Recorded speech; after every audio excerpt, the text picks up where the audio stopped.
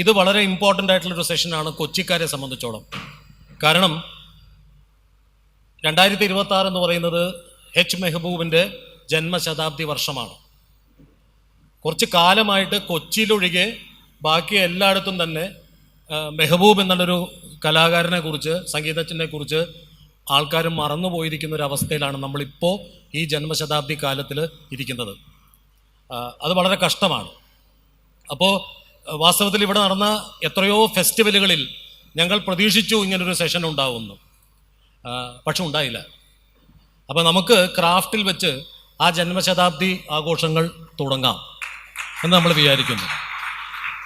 British കാലം മുതൽ 70കളുടെ അവസാനം വരെ നമ്മൾ കൊച്ചിയുടെ കൾച്ചറൽ ഹിസ്റ്ററി, സാംസ്കാരിക ചരിത്രം നമ്മൾ രേഖപ്പെടുത്താൻ നോക്കിയാൽ എച്ച് മെഹബൂബ് എന്നുള്ളൊരു ഗായകനെ കുറിച്ച്, സംഗീതത്തെ കുറിച്ച് മാറ്റി നിർത്തിക്കൊണ്ട് നമുക്ക് എഴുതാൻ സാധിക്കില്ല എന്നുള്ളതാണ് സത്യം. അങ്ങനെയുള്ളൊരു വ്യക്തിയായിരുന്നു അദ്ദേഹം. പക്ഷേ ഈ ചരിത്രം കൃത്യമായിട്ട് റെക്കോർഡ് ചെയ്യപ്പെട്ടിട്ടില്ല എന്നാണ് എനിക്ക് തോന്നുന്നത്. ബാക്കിയുള്ളത് ഇവർ രണ്ടുപേരും പറയും. കാരണം അതിന് പല കാരണങ്ങളുണ്ട്. അദ്ദേഹത്തിൻ്റെ ഒപ്പം സഞ്ചരിച്ച ആളുകളിൽ വളരെ കുറച്ച് ആൾക്കാരെ ഇപ്പോൾ പശ്ചിമ കൊച്ചിയിലുള്ളൂ. അതൊന്ന്. രണ്ടാമത്തത്, കുറേ പേര് ഇപ്പോൾ ഒന്നും പറയാതെ മിണ്ടാതിരിക്കുക, ഒന്നും പറയുന്നില്ല മെഹബൂബിനെ കുറിച്ച്. രണ്ടാമത്തൊരു കാര്യം, ഇത് ഞാൻ ഈ പശ്ചാത്തലം പറഞ്ഞാൽ മാത്രമേ ഈ സെഷൻ്റെ ഉദ്ദേശം മനസ്സിലാവുള്ളൂ. രണ്ടാമത്തെ കാര്യം, മെഹബൂബിനെ 2 തരത്തിലാണ് ആൾക്കാർ തിരിച്ചിരിക്കുന്നത്. ഒന്ന്, വെറുതെ മദ്യപിച്ച് എവിടെയൊക്കെയോ നടന്ന് ഭക്ഷണത്തിന് വേണ്ടി അലഞ്ഞിരുന്ന ഒരു ഗായകനായിട്ടാണ് ചിലവർ ചിത്രീകരിക്കുന്നത്.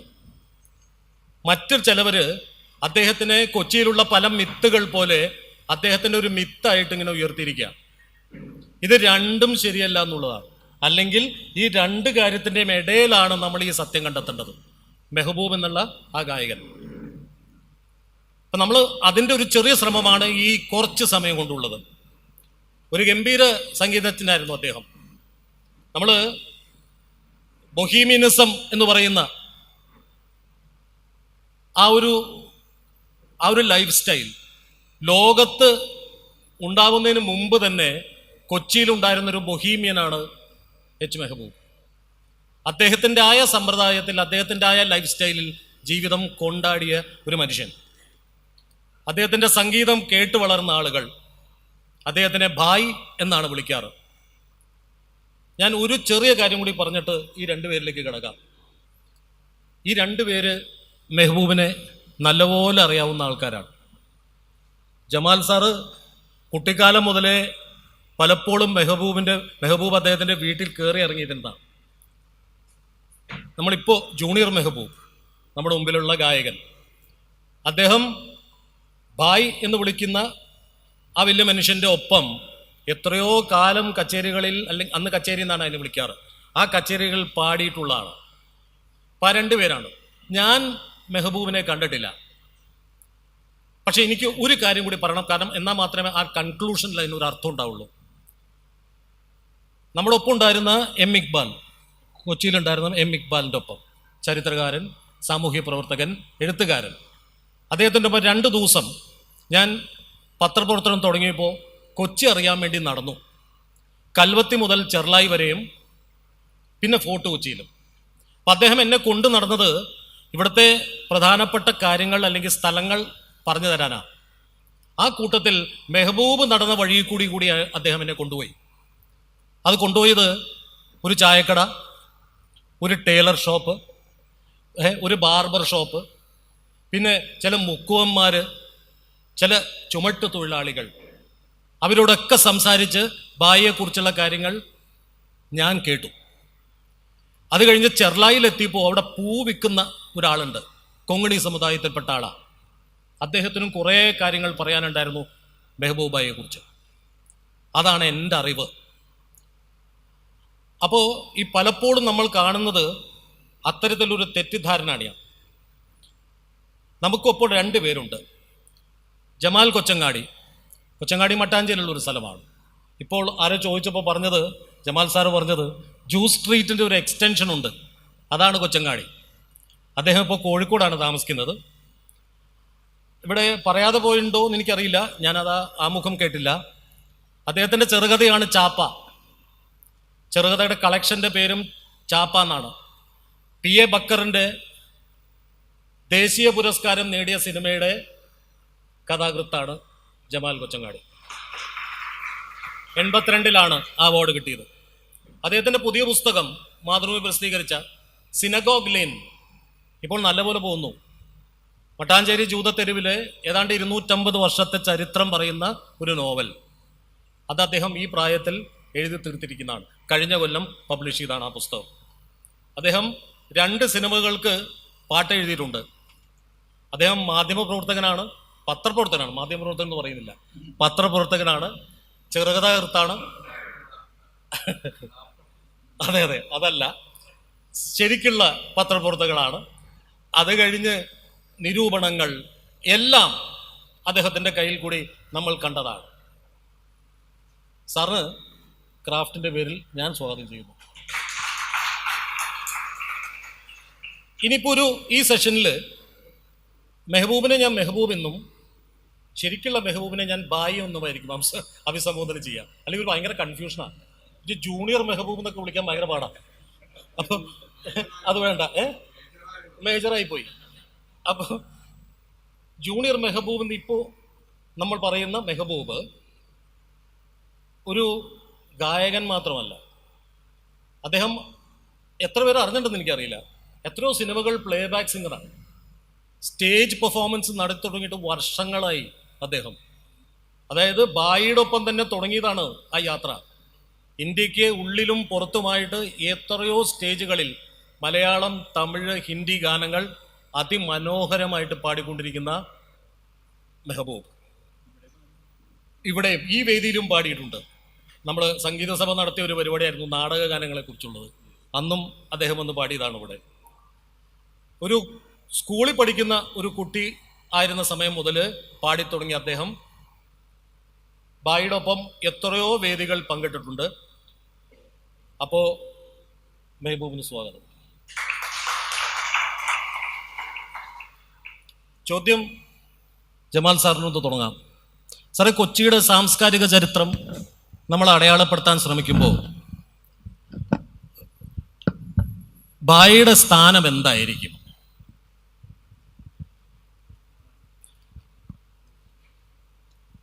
ഭായി എന്ന് കൊച്ചിക്കാർ സ്നേഹപൂർവ്വം വിളിക്കുന്ന H. മെഹബൂബ്,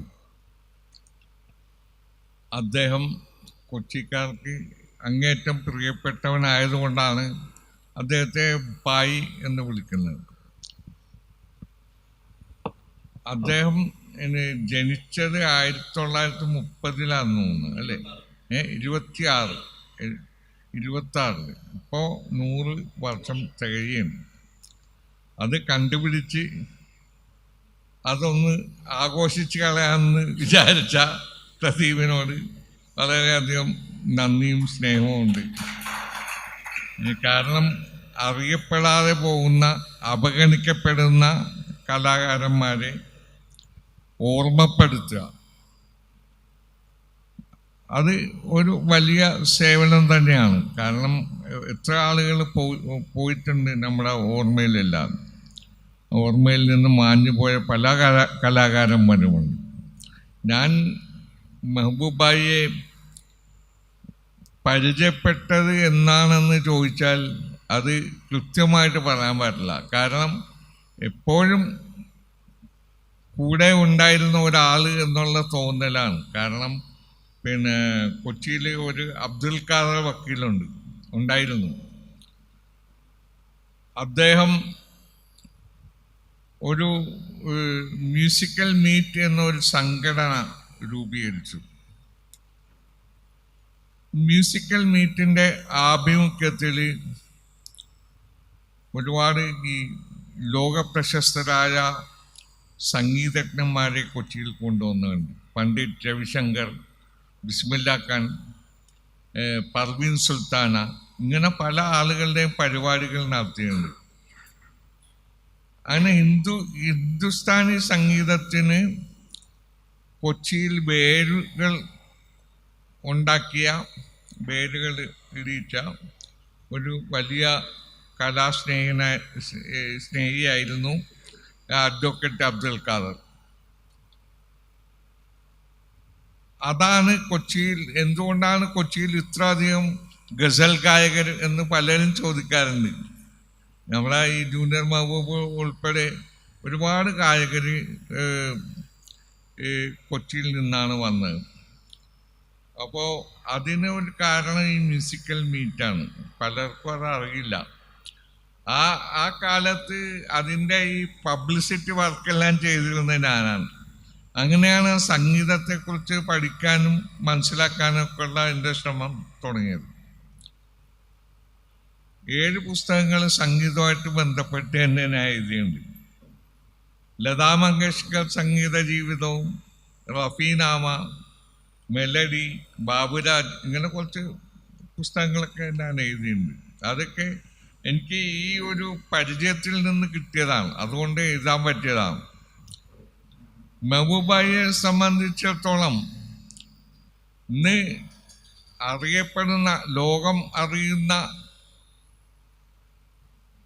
സംഗീത ഗന്ധർവൻ എന്ന് വിളിക്കപ്പെടുന്ന യേശുദാസിനെ ഉറുദു ഭാഷ പഠിപ്പിച്ചത് മെഹബൂബാണ്.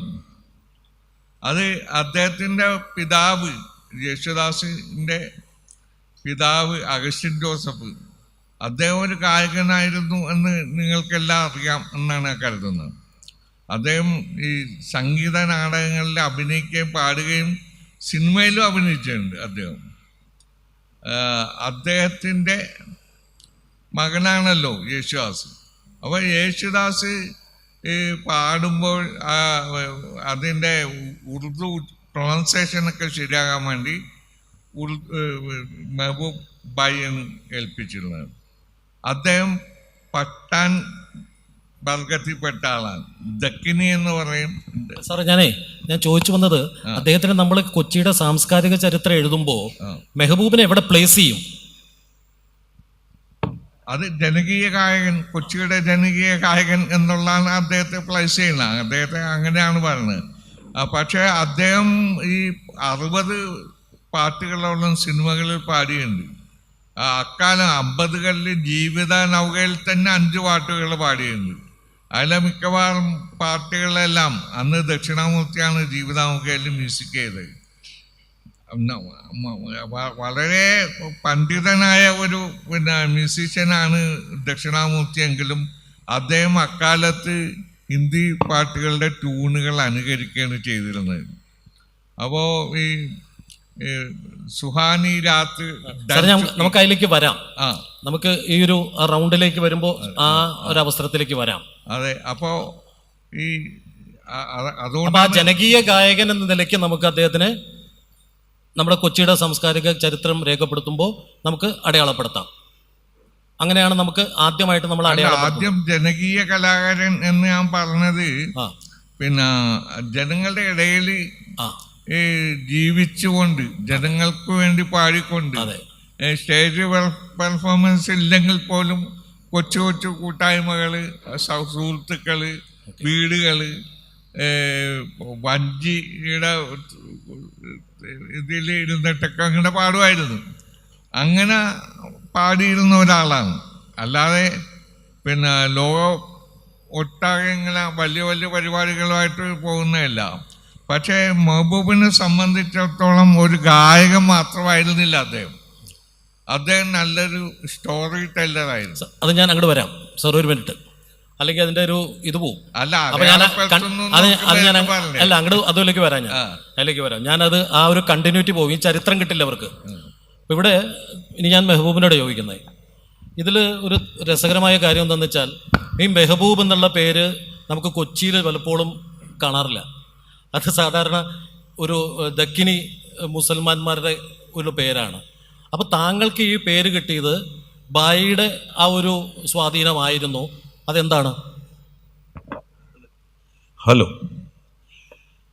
അതിപ്പോൾ ഞാൻ എൻ്റെ ഒരു ഭാഗ്യമായിട്ട് പറയാനേ പറ്റുള്ളൂ. അതിനൊരു കഥയുള്ളത്, എൻ്റെ ഒരു അമ്മാവൻ, ഹുസൈൻ കോയ എന്നാണ് പേര്. ഇവർ ബായിയുടെ സംഘത്തിൽപ്പെട്ട ഒരു ഗായകൻ കൂടിയാണ് അദ്ദേഹം. അന്നത്തെ ഒരുപാട് ഗായകരുണ്ട് അങ്ങനത്തെ. അപ്പോൾ ഞാൻ ജനിച്ചപ്പോൾ ഈ അമ്മാവനാണ് എനിക്ക് മെഹബൂബ് എന്ന് പേരിട്ട്, ബായിയോടുള്ളൊരു ആദരവ് എന്നുള്ള രീതിയിലാണ് എനിക്ക് മെഹബൂബ് എന്ന് പേരിട്ടത്. ഭാഗ്യവശാലോ നിർഭാഗ്യവശാലോ ഞാൻ പാടിത്തുടങ്ങുന്നത് ഒരു 4 വയസ്സായപ്പോൾ തന്നെ കേൾക്കുന്ന പാട്ടുകളെല്ലാം ഇങ്ങനെ ഹൃദയമായിട്ട് പാടും എന്ന് ഇവര് മനസ്സിലാക്കുന്നു. അപ്പോൾ ആ ഒരു സിറ്റുവേഷനിലാണ് എനിക്ക് മെഹബൂബ് എന്ന് പേര് വന്നത്. സാധാരണ ഞാൻ ഒരു മുസ്ലിം മാപ്പിള ആ വിഭാഗത്തിൽപ്പെട്ട ആളാണ്. കാക്കാമാരെന്ന് പറയും കറക്റ്റായിട്ട്. കാക്കാമാർക്ക് പേരിടാറില്ല. ഈ ഇപ്പോൾ പ്രദീപ് പറഞ്ഞ മാതിരി ദക്കിണി, അവർ ഈ പഠാണികൾ എന്ന് പറയൂലേ, നമ്മൾ പഠാണിയിൽ നിന്ന് വന്ന ആൾക്കാരാണ് ഇവരെല്ലാവരും. പഠാൻ ഭാഷ സംസാരിക്കുന്ന ആൾക്കാരാണ് ദക്കിണികൾ എന്നാണ് ഇവരെ പറയുക. ഇവർക്കിടുന്ന പേരാണിത്. നമ്മൾ സാധാരണ മുഹമ്മദ്, മൊയ്തു, ഉമ്മർ അങ്ങനെയുള്ള പേരുകളെ ഇടുള്ളൂ കാക്കാമാർക്ക് കൂട്ടി. ആ ഇടയിലാണ് എനിക്ക് മെഹബൂബ് എന്ന് പേര് വന്നത്. അപ്പോൾ പക്ഷേ അതെൻ്റെ ഒരു ഐഡന്റിറ്റി ആയിട്ട് മാറി എന്നുള്ളതാണ് സത്യം. അപ്പോൾ ഇതിനകത്ത് എനിക്ക് മെഹബൂബിനോട് എനിക്ക് ചോദിക്കാനുള്ളതാണ്. ഇതിൽ കുറേ കാലം ആ കുട്ടിക്കാലത്തിലേക്ക് ഞാൻ കിടക്കുന്നില്ലെങ്കിലും ഈ പലപ്പോഴും, കാരണം ഇവരെല്ലാവരും പലപ്പോഴും ഈ മെഹബൂബായിയുടെ അല്ലെങ്കിൽ നമ്മൾ ബായി എന്ന് വിളിക്കുന്ന അദ്ദേഹത്തിൻ്റെ പാട്ടുകൾ ഒന്നറിയാൻ വേണ്ടിയിട്ട് വരും. ഇപ്പോൾ പലപ്പോഴും പല പല സന്ദർഭങ്ങളിൽ, ചില ഒക്കേഷനുകളിൽ, ഫംഗ്ഷനുകളിൽ ബായി ചില പാട്ടുകൾ പാടാറുണ്ടെന്ന് പറഞ്ഞിട്ടുണ്ട് ആ ഒക്കേഷന് വേണ്ടി. ഒരു നല്ല മ്യൂസിക് ഡയറക്ടർ ഉണ്ട്. അപ്പൊ അതൊരു പാട്ടും കൂടിയും പാടിക്കൊണ്ട് അതിന്റെ കാര്യം പറ. അതിന് ഞാനൊരു ഉദാഹരണം പറയാം. ബായി ഒരുപാട് പാട്ടുകൾ കമ്പോസ് ചെയ്തിട്ടുണ്ട്. നമ്മൾ സിനിമയിൽ കേൾക്കുന്ന കോമൺ ആയിട്ടുള്ള പാട്ടുകളല്ല, 60ഓളം പാട്ടുകളുണ്ട്. നിങ്ങൾക്ക് എല്ലാവർക്കും അറിയാവുന്ന പാട്ടുകൾ, വണ്ടി വണ്ടി, കാത്തു സൂക്ഷിച്ചൊരു കസ്തൂരി മാമ്പഴം, അങ്ങനെ ഒരുപാട് പാട്ടുകൾ, എല്ലാം സൂപ്പർ ഹിറ്റുകളാണ്. പക്ഷേ ബായി അന്ന് ഗാനമേളകൾ ഇഷ്ടം പോലെ ഉണ്ട്. ഞാനൊക്കെ ബായിയുടെ കൂടെ സഞ്ചരിച്ചു എന്ന് പറയുന്നത് ചെറുപ്പത്തിലേ ഞാൻ പാടുമെന്ന് അറിഞ്ഞപ്പോൾ ബായി എന്നെ ആ സന്തോഷത്തോടുകൂടി കൂട്ടിക്കൊണ്ടു പോവുക എല്ലാ വേദികളിലും. ഞാൻ പഠിക്കണ കാലം മുതൽ തന്നെ അന്ന് ഞാൻ ഫീമെയിൽ വോയിസ്, കുട്ടികളുടെ വോയിസ് ഫീമെയിൽ ആയിരിക്കുമല്ലോ, ഫീമെയിൽ പാട്ടുകളാണ് ഞാൻ പാടിയിരുന്നത്. അപ്പോൾ അങ്ങനെ ഉള്ള പരിപാടികളിൽ നിന്ന് അറിഞ്ഞ ഒരു കാര്യമെന്ന് വെച്ചാൽ ഏതൊരു ഒക്കേഷൻ നോക്കിയിട്ട് ബായി ഒരു പാട്ടുണ്ടാകും. അതിന് കൊച്ചിക്കാർ എല്ലാവരും നേരെ കേട്ടിട്ടുള്ള ഒരു സംഭവമാണ്. അതിൽ ഞാനൊരു ഉദാഹരണം പറയാം. ഇപ്പം നിങ്ങളെല്ലാവരും അന്നയും റസൂലും എന്ന ചിത്രത്തിലൂടെ ഒരു സൂപ്പർ ഹിറ്റ് പാട്ട് ബായിയുടെ റീമേക്ക് ചെയ്യപ്പെട്ടിട്ടുണ്ട്. ആർക്കെങ്കിലും അറിയാവോ ആ പാട്ട്? കായലിനരികെ കൊടികൾ പറത്തി കുതിച്ചു പൊങ്ങിയ കമ്പനികൾ, കച്ചവടത്തിന് കച്ചമുറുക്കി കനത്ത് നിൽക്കും കമ്പനികൾ, കായലിനരികെ. അന്നയ റസൂലിലെ ടൈറ്റിൽ സോങ്ങാണിത്. ഇത് റീമിക്സ് ചെയ്തതാണ്. റീമിക്സ് ചെയ്യണത് ബായി വളരെ വർഷങ്ങൾക്ക് മുമ്പ്, ഇന്ന് നമ്മളറിയുന്ന AVT എന്ന് നിങ്ങൾക്ക് അറിയാമല്ലോ, ചായ, AVT, AV തോമസ് കമ്പനി എന്നാണ് അതിൻ്റെ ഫുൾ നെയിം. ആ കമ്പനിയുടെ ഉദ്ഘാടനത്തിനുള്ള പരിപാടി, ആ വേദിയിൽ ബായി അങ്ങനെയുള്ള ഒക്കേഷനുകളിൽ വന്നിട്ട് ഏതെങ്കിലും അതിനോട് ബന്ധപ്പെട്ട ഒരു പാട്ട് ബായിൽ നിന്ന് ആദ്യം വരുള്ളൂ. അപ്പം അതുകൊണ്ടാണ് ബായിയെ അപ്പോൾ പാട്ട് കെട്ടിയുണ്ടാക്കുന്ന ആളാണെന്നൊരു ഒരു ഇത് വരും. ബായിയെ കുറിച്ച് പറയും, ആ പാട്ട് സന്ദർഭത്തിനനുസരിച്ച് ഉണ്ടാക്കി പാടുന്ന ആളാണ്. പക്ഷെ ബായി വളരെ ശ്രദ്ധാപൂർവം അത് മെയ്ക്ക് ചെയ്യണമെന്ന് സത്യവും. ഈ കായലിനരികെ മേപ്പള്ളി ബാലൻ എന്ന് പറഞ്ഞ ഒരു കവിയാണ് എഴുതിയിരിക്കുന്നത്. അപ്പോൾ ഈ AV തോമസ് കമ്പനിയുടെ, ചുരുക്കി പറയാം, അതിൻ്റെ ഉദ്ഘാടനത്തിനുള്ള ബായിയുടെ ഗാനമേള. അന്ന് ബായി തിരക്കുള്ള പിന്നണി ഗായകനാണ്. അതുകൊണ്ട് എല്ലാ പരിപാടികൾക്കും ബായിയെ വിളിക്കുമായിരുന്നു. ഇപ്പം ഞങ്ങളൊക്കെ പഠിച്ചേക്കണത് കൊച്ചിയിലെ കല്യാണ വീടുകളിലാണ്. സത്യം പറഞ്ഞാൽ അത് മൈലാഞ്ചി കല്യാണം എന്ന് പറഞ്ഞ് നിങ്ങൾക്കറിയാം. കല്യാണത്തിൻ്റെ തലേദിവസം നടക്കുന്ന ഒരു സംഭവമാണ്. മസ്റ്റായിരുന്നു പരിപാടി. ഞങ്ങളൊക്കെ പാടി തുടങ്ങിയതും പഠിച്ചതും ആ വേദിയിലാണ്. അപ്പോൾ ബായി വന്നിട്ട് ഈ പാട്ടൊക്കെ പാടുകയാണ് കായലിനരി. അപ്പോൾ ഏകദേശം ഐലൻഡിലാണ് ഈ സംഭവം നടക്കുന്നത്. കായലിനരികെ തന്നെയുള്ള കായലിനരികെ ഐലൻഡ് നമുക്ക് കായലിലുണ്ടാക്കിയ സംഭവമാണ്.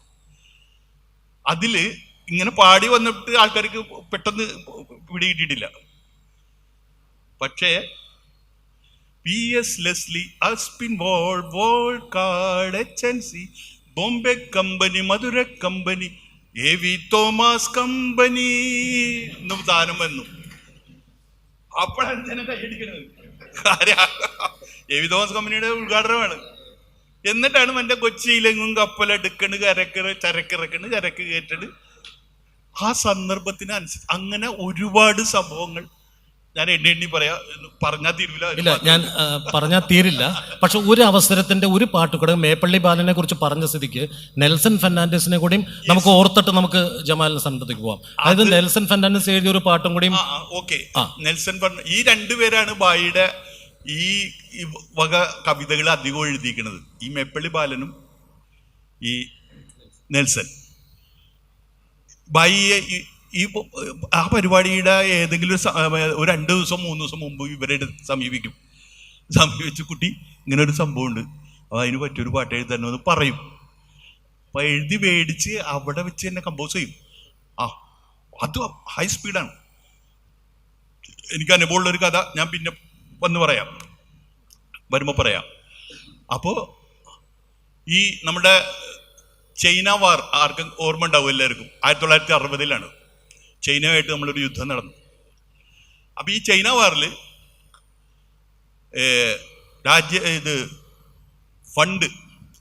ഡിഫൻസ് ഫണ്ട് രൂപീകരിക്കാൻ വേണ്ടി കാമരാജ് എന്ന് പറയുന്ന മുഖ്യമന്ത്രി ഇവിടെ മദ്രാസ് ഭരിക്കുന്ന സമയം അവിടെ നിന്ന് അവരൊരു ഫണ്ട് റൈസിങ് തുടങ്ങുകയാണ് വാറിന് കൊടുക്കാൻ വേണ്ടി. അതിൽ മുഖ്യാതിഥികളായിട്ട് ജമിനി ഗണേശനും സാവിത്രിയും. അപ്പം ഞാനന്ന് വളരെ കൊച്ചാ, 60 വയസ്സോ 70 വയസ്സോ ഉണ്ട്. അപ്പം ഞാൻ ഈ പരിപാടി എനിക്കൊന്ന് കേൾക്കാൻ പായി എന്ന് പറഞ്ഞപ്പോൾ എനിക്കൊരു പാസ് സംഘടിപ്പിച്ച് തന്നിട്ടുണ്ട്. പക്ഷെ പാടാൻ ചാൻസില്ല, കാരണം വെച്ചാൽ എല്ലാ പിന്നണി ഗായകരും മാത്രം പാടുന്നൊരു വേദിയാണത്. അപ്പം കേരളത്തിൽ അതിൻ്റെ ഒരു സെക്ഷൻ അവർ തമിഴ്നാട്ടിൽ നിന്ന് സ്റ്റാർട്ട് ചെയ്ത് വന്നതാണ്. കേരളത്തിൽ വന്ന് എറണാകുളം TDM ഹാൾ ആ പരിപാടി അതെനിക്കിപ്പോഴും വ്യക്തമായ ഓർമ്മയുണ്ട്. അപ്പോൾ എല്ലാ പാട്ടുകാരും വന്ന് അവരവരുടെ പാട്ട്, യേശുദാസ്, ഉദയഭാനു സാറ്, കമൂറ പുരുഷോത്തം, എല്ലാവരും വന്ന് അവരവരുടെ പാട്ടുകൾ പാടി ഇങ്ങനെ പോയി. ഏറ്റവും ലാസ്റ്റാണ് ബായി വരുന്നത്. അപ്പോൾ ബായി വേഷം കൊണ്ടും ഒരു പാവത്താന കണ്ടാൽ, അത്ര വലിയ ശരീരപ്രകൃതിയൊന്നും ഇല്ലാത്ത ആളാണ്. ഒരു മുണ്ടും ഒരു തുണിയും മാത്രമേ ഉടുത്ത് ഞാൻ കണ്ടിട്ടുള്ളൂ. കാര്യം എൻ്റെ ഓർമ്മയിൽ ഞാൻ കാണുന്നത് പ്രായമായ ബായിയാണ്, ചെറുപ്പമൊന്നും ഞാൻ കണ്ടിട്ടില്ല അദ്ദേഹത്തിൽ. അദ്ദേഹം കത്തി നിൽക്കുന്ന സമയമൊന്നും ഞാൻ 51 ശേഷം ജനിച്ച ആളാണ്. അപ്പോൾ ഈ ബായി ലാസ്റ്റ് വന്നിട്ട് ബായി അവിടെ ഒരു ബോംബ് പൊട്ടിക്കുക എന്ന് എൻ്റെ ഭാഷയിൽ പറയാം. നാടിന് വേണ്ടി ജീവൻ നൽകാൻ പോയവരെ, നായകരെ, പടനായകരെ, നിങ്ങൾക്കായിരം ഓശാന, നിങ്ങൾക്കായിരം ഓശാന. നാടിനു വേണ്ടി ഈ പാട്ടങ്ങ് കത്തിക്കയറിന്ന് പറയാം. ഇതങ്ങട് ഒറ്റ പാട്ടുള്ളൂ, ഒരു പിന്നീട് കഴിഞ്ഞൊരു പാട്ടുള്ളൂ. വായത് പാടിയപ്പോ ഈ കംപ്ലീറ്റ് വേദി എഴുന്നേറ്റ് നിന്ന് കൈയടിക്കുന്ന ഒരു അവസ്ഥയിലേക്ക് അത് വരികയും വായ സിമ്പിളായിട്ട് ഇങ്ങനെ അങ്ങനെ പോവും, എണീറ്റ് പോകും. ഒരു പ്രതികരണം ഉണ്ടാവില്ല മൂപ്പരിൽ നിന്ന്. അപ്പൊ ഇത് നെൽസൺ എഴുതിയ പാട്ടാണ്, ഇതും വായ കമ്പോസ് ചെയ്ത് തന്നെയാണ്. അപ്പൊ ഈ നമ്മളിങ്ങനെ പല ഒക്കേഷനുകളിൽ ഞെട്ടിച്ചിട്ടുണ്ട്. ഇത് പിന്നെ ഉണ്ട് ഇതുപോലെ ഉദാഹരണങ്ങൾ. സമയമില്ല, അതെ, പാടിക്കൊണ്ടേയിരിക്കാം. അല്ല, പക്ഷെ ഇവിടെ ജമാൽ സാറിന് ഒരു സാധനം പറയാനുണ്ടാവും. അതായത് നമ്മൾ ഭാസ്കരൻ മാഷിൻ്റെ 25-ാം വർഷം ആഘോഷിക്കുമ്പോൾ താങ്കളായിരുന്നു കൺവീനർ എറണാകുളത്ത് വെച്ച്. അന്ന് അവിടെ മെഹബൂബ് ബായ് എന്ന് പറയുന്ന നമ്മുടെ ബായി എന്ന് ഉദ്ദേശിക്കുന്ന അദ്ദേഹം പാടാൻ വന്നപ്പോൾ മറ്റൊരു സംഭവം കൂടി ഉണ്ടായല്ലോ. അത് ഇതിൻ്റെ മറ്റൊരു വശമാണല്ലോ, അതും കൂടി ഒന്ന് പറയാം. അത് 1975 P. ഭാസ്കരൻ മാഷ് സിനിമയിൽ രംഗപ്രവേശനം ചെയ്തിട്ട് 25 വർഷമാകുന്ന സമയത്ത് കൊച്ചിയിൽ നടക്കുന്ന ഒരു വലിയ ഒരു സംഭവമായിരുന്നു അത്. അതായത് ആദ്യത്തെ സിനിമാ ഗാനം മുതൽ അവസാനം മനസ്സ് എന്ന സിനിമയിൽ ചഞ്ചലയിൽ മെഹബൂബിന്റെ അല്ല, ഭാസ്കരൻ മാഷിന്റെ പരിപാടി. അതെ അതെ അതെ. അന്ന് അതില് അവസാനം പാടിയത് കൊച്ചിൻ ഇബ്രാഹിം എന്ന് പറഞ്ഞ ആളാണ്. അങ്ങനെ അദ്ദേഹത്തിൻ്റെ ഗാനങ്ങൾ പാടിയ 21 സിംഗേഴ്സ്, ഗായകന്മാരും ഗായികമാരും ഒക്കെ ഉണ്ടായിരുന്നു അതിൽ. യേശുദാസ്, ജയചന്ദ്രൻ, ജാനകിയമ്മ, പി ലീല, ബ്രഹ്മാനന്ദൻ, കോഴിക്കോട് അബ്ദുൽ ഖാദർ, പിന്നെ ബാബുരാജി, ദക്ഷിണാമൂർത്തി, എല്ലാവരും ഉള്ള ഒരു വലിയ സദസ്സാണ്. അപ്പോൾ അതിൻ്റെ പിന്നെ ഓർക്കസ്ട്രേഷൻ ആർക്കശേഖരാണ്. ദിലീപിൻ്റെ അച്ഛൻ റഹ്മാൻ്റെ ആദ്യത്തെ പേര് ദിലീപ് എന്നായിരുന്നു. AR റഹ്മാൻ്റെ പിതാവായിരുന്നു ആർക്കെ ശേഖർ. അദ്ദേഹത്തിൻ്റെ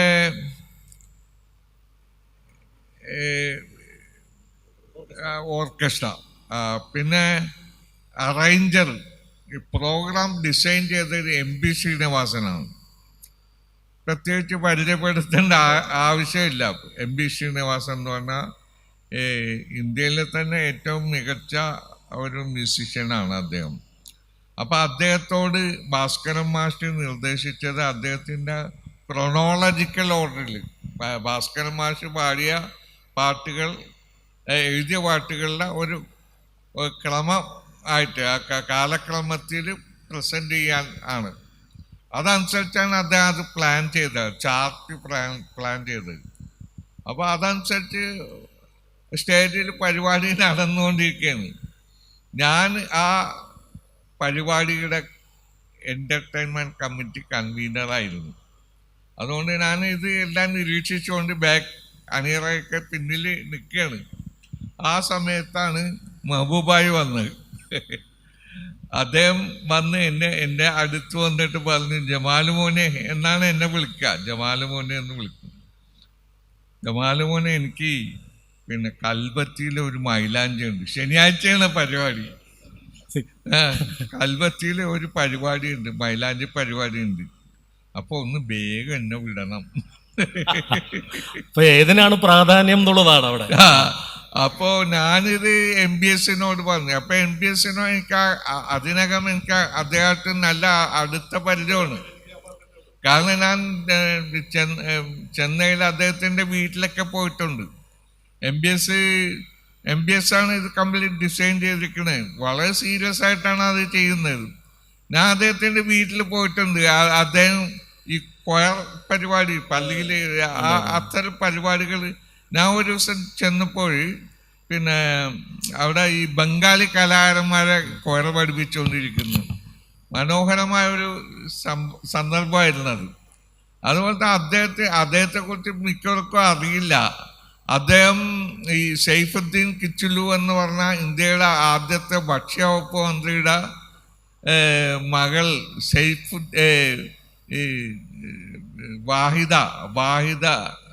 സായിദ കിച്ചുലു എന്ന് പറഞ്ഞ സ്ത്രീയാണ്. അവർ തമ്മിൽ പിന്നെ പഠിച്ചുകൊണ്ടിരിക്കുമ്പോൾ തന്നെ പ്രണയബദ്ധരായിരുന്നു. അവരുടെ വിവാഹത്തിന് കാർമ്മികത്വം നൽകിയത് ജവഹർലാൽ നെഹ്റു ആയിരുന്നു. പിന്നീട് അദ്ദേഹം പിന്നെ AK ഗോപാലൻ്റെ പിന്നെ പ്രൈവറ്റ് സെക്രട്ടറി ആയി. അങ്ങനെ ഈ MBSനെ കുറിച്ച് ഒരുപാട് കഥകൾ പറയാനുണ്ട്. അത് എല്ലാവരും ഇഷ്ടപ്പെടുകയും ബഹുമാനിക്കുകയും ചെയ്യുന്ന ആളാണ്. ഈ ജോൺ അബ്രഹാമിൻ്റെ പിന്നെ അഗ്രഹാരത്തിലെ കവിതയിൽ മുഖ്യ നടനായിരുന്നത് അദ്ദേഹമാണ്, MBS ആയിരുന്നു. അപ്പോൾ അദ്ദേഹം ചോദിച്ചു, നിങ്ങൾക്ക് ആരെയാണ് വേണ്ടത്, മെഹബൂബിനെ വേണോ എന്നെ വേണമെന്ന് വെച്ച്. അപ്പോൾ ഞാൻ ഒന്നും എൻ്റെ വായടഞ്ഞു പോയി. ഞാൻ അവിടെ മാറിയിരുന്നു. പിന്നെ അദ്ദേഹം വിളിക്കട്ടെ എന്ന് പറഞ്ഞു. മെഹബൂബായി പാടിയില്ലേ അവിടെ? അതെ. അതിനുശേഷം കുറച്ച് കഴിഞ്ഞപ്പോൾ എന്നോട് വിളിച്ചു, മെഹബൂബിനെ വിളിക്കുന്നു പറഞ്ഞു. അങ്ങനെ ഞാൻ വിളിച്ചു. അദ്ദേഹം വന്ന് സ്റ്റേജിൽ കയറി പാടി. കാത്തു സൂക്ഷിച്ചൊരു കസ്തൂരി മാമ്പഴമാണ് പാടിയത്. പാടി ആദ്യത്തെ സ്റ്റാൻസ കഴിഞ്ഞ് പിന്നെ രണ്ടാമത്തെ സ്റ്റാൻസ തുടങ്ങിയപ്പോഴത്തേക്ക് പിന്നെ ലാസ്റ്റത്തേൽ നിന്ന് ഒരു 2 വരികത്ത് മാറിപ്പോയി. പക്ഷേ ഓഡിയൻസ് വളരെ സഹനശക്തിയുള്ളവരായിരിക്കും.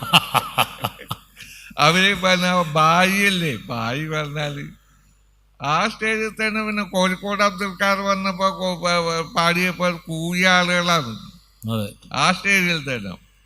അങ്ങനെ ആ സ്റ്റേജില് നമ്മുടെ മെഹബൂബും ഉണ്ടായിരുന്നു, മൈലാഞ്ചി. ആ മൈലാഞ്ചിക്ക് എവിടെ കാത്തിരിക്കുകയാണ് മെഹബൂബ് വരാൻ. അവിടെ പാടാൻ റെഡി ആയിട്ടിരിക്കുക, എവിടെ വന്നിട്ട് വേണം പാടാൻ. അതായിരുന്നു അവസ്ഥ. ഇപ്പൊ സാറിനോട് ഒരു ചോദ്യം കൂടി, ഇപ്പൊ ആ അവസരം അവിടെ നിന്നല്ലോ, സാറിനോട് ഒരു ചോദ്യം കൂടി ഈ കുട്ടി ചോദിച്ചോട്ടെ. ഇവിടെ മെഹബൂബ് എന്നുള്ളൊരു ഒരു ഗായകൻ എന്ന നിലയ്ക്ക് സാറ് ഒരു പത്രപ്രവർത്തനം കൂടി ആയിരുന്നു, നിരൂപകനായിരുന്നു. അങ്ങനെ ഈ ഗായകൻ എന്ന നിലയ്ക്ക് എങ്ങനെ നിങ്ങൾ വിലയിരുത്തും? ഒരു ഗായകൻ എന്ന നിലയ്ക്ക് എന്താണ് താങ്കളുടെ അഭിപ്രായം? മെഹബൂബ് എന്നുള്ള ഗായകൻ മാത്രം, ഒരു സിനിമാ ചലച്ചിത്ര പിന്നണി ഗായകൻ എന്ന് പറഞ്ഞാൽ അദ്ദേഹം ഒരു എല്ലാത്തരം പാട്ടുകളും പാടാനുള്ള കഴിവ് വേണം. ഇപ്പോൾ ചില പാട്ടുകൾ മാത്രം, ഇപ്പോൾ വിഷാദ ഗാനങ്ങൾ മാത്രം പാടിയ നിലനിൽക്കില്ല. അപ്പോൾ നമ്മൾ ഈ മുഹമ്മദ് റാഫി എന്തുകൊണ്ടാണ് ഇടുന്നത്? അദ്ദേഹം എല്ലാത്തരം പാട്ടുകൾ പാടുന്ന ആളായതുകൊണ്ടാണ് മുഹമ്മദ് റാഫി നമ്മൾ ഇന്നും ഇഷ്ടപ്പെടുന്നത്. അദ്ദേഹം കവാലികൾ പാടിയിരുന്നു.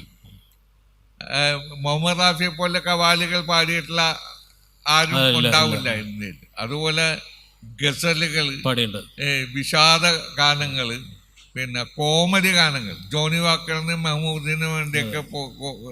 അതുപോലെ ഇദ്ദേഹത്തെ പിന്നെ ബ്രാൻഡ് ചെയ്തത് കോമഡി ഗായകനായിട്ടാണ്. മെഹബൂബായി കോമഡി ഗായകനായി മാറുകയാണ് ചെയ്തത്. കാരണം അത് നമ്മുടെ സിനിമാ രംഗത്തുള്ള ഒരു ട്രെൻഡാണ്. ഇപ്പം നടന്മാരാണെങ്കിൽ ആദ്യകാലത്ത് മുത്തയ്യ ആദ്യം കോമഡി നടനായിട്ട് വന്ന ആളാണ്. അതുപോലെ കൊട്ടാരക്കര ശ്രീധരൻ നായർ വില്ലനായിട്ട് വന്ന ആളാണ്. അങ്ങനെ പല ആളുകളും. പക്ഷെ പിന്നീടാണ് അവരുടെ അഭിനയശേഷി ഊറ്റിയെടുക്കാൻ നല്ല ഡയറക്ടേഴ്സ് വന്നതിന് ശേഷമാണ് അവർക്ക് അവസരം കിട്ടിയത്. അതുപോലെ ഈ CO ആൻഡോ എന്നൊരു ഗായകനുണ്ടായിരുന്നു. അദ്ദേഹം മനോഹരമായിട്ടുള്ള വിഷാദ ഗാനങ്ങൾ പാടിയിട്ടുള്ള ആളാണ് ഈ CO ആൻഡോ. പക്ഷെ പിന്നീട് പാപ്പി, അപ്പച്ച ഇങ്ങനെയുള്ള പാട്ടുകൾ പാടിയിട്ട് കോമഡി ഗായകനാക്കി അദ്ദേഹത്തെ മാറ്റി. അങ്ങനെ ചില ആളുകൾ വന്നു. പക്ഷെ എല്ലാവർക്കും കോമഡി ഗാനം പാടാൻ പറ്റില്ല. ഉദയഭാനുവിനോ യേശുദാസിനോ ഇത്രയും പാടി ഫലിപ്പിക്കാൻ കഴിഞ്ഞിട്ടില്ല കോമഡി സോങ്സ്. അത് ഒരു പ്രത്യേകതയാണ്. ഞാൻ ചോദിക്കുന്നത് മെഹബൂബിനോട് ചോദിക്കുകയാണ്. മെഹബൂബ്, താങ്കളുടെ ചോദ്യം, ഈ കോമഡി ഗാനങ്ങൾ എന്ന് പറഞ്ഞ് ബ്രാൻഡ് ചെയ്യപ്പെട്ടു എന്ന് പറഞ്ഞല്ലോ. അപ്പം ഞാൻ കേട്ടേക്കണ ഒരു കാര്യമുണ്ട്. അതായത് അദ്ദേഹം ഏതാണ്ട് 70കളുടെ തുടക്കമായി കഴിഞ്ഞപ്പോൾ സിനിമ വേണ്ട എന്ന് വെച്ചൊരു സമയം ഉണ്ടായിരുന്നു. അത് അവിടെ നിന്ന് മദ്രാസിൽ നിന്ന് വരുന്ന ടെലിഗ്രാമുകളൊക്കെ കീറിക്കളയുമായിരുന്നു. ആരെങ്കിലും പ്രൊഡ്യൂസർമാർ വന്ന പുള്ളി തന്നെ ഓടി മാറിക്കളയും. അത് പറഞ്ഞു കേട്ടിട്ടുണ്ട്. ബസ് സ്റ്റാൻഡിൽ ബായി തന്നെ നിൽക്കുമ്പോൾ ആരോ വന്ന് അവിടെ ചെന്ന് അന്വേഷിച്ചു മെഹബൂബിനെ കണ്ടോന്ന്. അപ്പോൾ അദ്ദേഹം പറഞ്ഞു, ദേ കുന്നംപുറത്തേക്ക് പോയിട്ടുണ്ടെന്ന് പറഞ്ഞു. അവർ കുന്നംപുറത്തേക്ക് പോയി. പറഞ്ഞത് ബായി തന്നെയാണ്. തിരിച്ചു വന്നപ്പോൾ അവിടെ കണ്ടില്ലല്ലോ എന്ന് പറഞ്ഞപ്പോൾ ദേ നിങ്ങളോട് സംസാരിച്ചത് അദ്ദേഹം തന്നെയാണെന്ന് പറഞ്ഞു. ഇത് ഒഴിഞ്ഞു മാറി നടക്കുകയായിരുന്നു എന്ന് കേട്ടിട്ടുണ്ട് അല്ലേ? അപ്പോൾ വേറൊരാള് ചോദിച്ചു, എന്താ ബായി ഇപ്പോൾ പാട്ടൊന്നും ഇല്ലേ എന്ന് ചോദിച്ചപ്പോൾ അദ്ദേഹം ചോദിച്ചെന്താണ്, ബഹദൂറും SP പിള്ളയൊന്നും ഇല്ലല്ലോ ഇപ്പോൾ പാട്ടില്, സിനിമയിൽ. അപ്പം എനിക്ക് എൻ്റെ ആവശ്യമില്ലല്ലോ എന്ന് പറഞ്ഞല്ലോ. അപ്പോൾ കോമഡി ഗാനങ്ങൾ പാടാൻ വേണ്ടി മാത്രമായിട്ട് അദ്ദേഹത്തിനെ മാറ്റി നിർത്തിയപ്പോൾ അദ്ദേഹത്തിന് അത് വിഷമമായിട്ടൊരു കാലഘട്ടം ഉണ്ടായിട്ടില്ലേ? എനിക്ക് അനുഭവമുണ്ട്.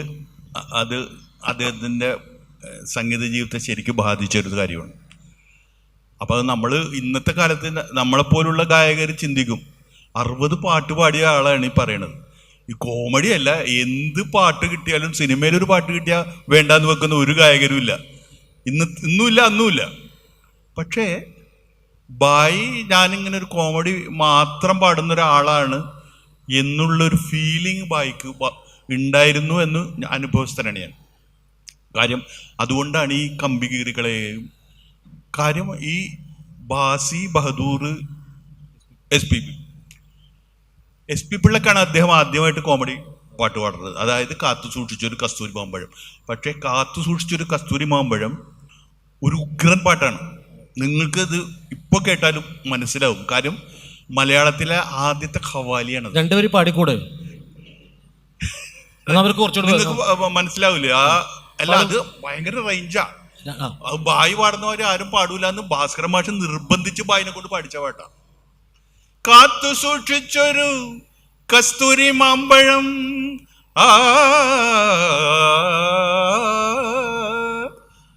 കാത്തു സൂക്ഷിച്ചൊരു കസ്തൂരി മാമ്പഴം, കാക്ക കൊത്തി പോകും, അയ്യോ കാക്കച്ചി കൊത്തി പോകും, നോക്കി വെച്ചൊരു കാരകാരപ്പഴം, നോട്ടം തെറ്റിയാൽ പോകും, പിന്നെ നോട്ടം തെറ്റിയാൽ പോകും. ഇതാണ് അതിന്റെ പല്ലവി. അനുപല്ലവി വരുമ്പോൾ നമുക്ക് കവാലി ശൈലി നമുക്ക് വ്യക്തമായിട്ട് മനസ്സിലാവും. നട്ട് നനച്ച് വളർത്തിയ പൂച്ചെടി, ഇങ്ങനെ പാടിയിട്ട് നമ്മൾ വീണ്ടും ഈ താളവട്ടത്തിലേക്ക് വരുന്നതാണ് ഖവാലിയുടെ ഒരു ശൈലി. ആദ്യത്തെ ഖവാലിയാണ് മലയാളത്തില്. ബായി പാടിയിരിക്കണ മാതിരി എനിക്ക് പാടാൻ പറ്റൂല, ആർക്കും പാടാൻ പറ്റില്ല. സത്യമാണ്. കാര്യം ബായിയുടെ തൊണ്ടയിൽ വരുന്നത് നമുക്ക് വരില്ല. ഓരോ കലാകാരനും അവൻ്റെതായ ശബ്ദവും കഴിവുമുണ്ട്. ഓക്കെ, അതെന്തെങ്കിലും ആയിക്കോട്ടെ. പക്ഷെ അന്ന് മുതലാണ് കാത്തു സൂക്ഷിച്ചൊരു കസ്തൂരി മാമ്പഴം കഴിഞ്ഞപ്പോൾ അതിൽ തന്നെ 3 പാട്ട് വന്നു. ഹാല് പിടിച്ചൊരു പുലിയച്ചൻ, പുലിവാല് പിടിച്ചൊരു നായരച്ചൻ. അപ്പൊ വീണ്ടും ഒരു പാട്ട് കൂടി വന്നു. അപ്പോ പിന്നെ എല്ലാം ഇപ്പൊ നേരത്തെ ജമാൽക്ക് പറഞ്ഞ മാതിരി ടൈപ്പായി മാറും. സിനിമയുടെ ഒരു സ്വഭാവം അതാണ്. ഒരു ഇൻസ്പെക്ടർ റോള് നന്നായിട്ട് ആരെങ്കിലും ചെയ്താൽ അയാൾ ജീവിതകാലം മുഴുവൻ ഇൻസ്പെക്ടറായിട്ട് അഭിനയിക്കും. അനുഭവമുള്ള ആൾക്കാർ പറഞ്ഞും കേട്ടിട്ടുണ്ടാകാം. എന്ന് പറഞ്ഞ പോലെ ബായിക്ക് 1-2-3 പാട്ടൊക്കെ എല്ലാ സിനിമയിലും ഉണ്ട്. ബായി ഒരു പടത്തിൽ 7 പാട്ട് വരെ പാടിയിട്ടുണ്ട്.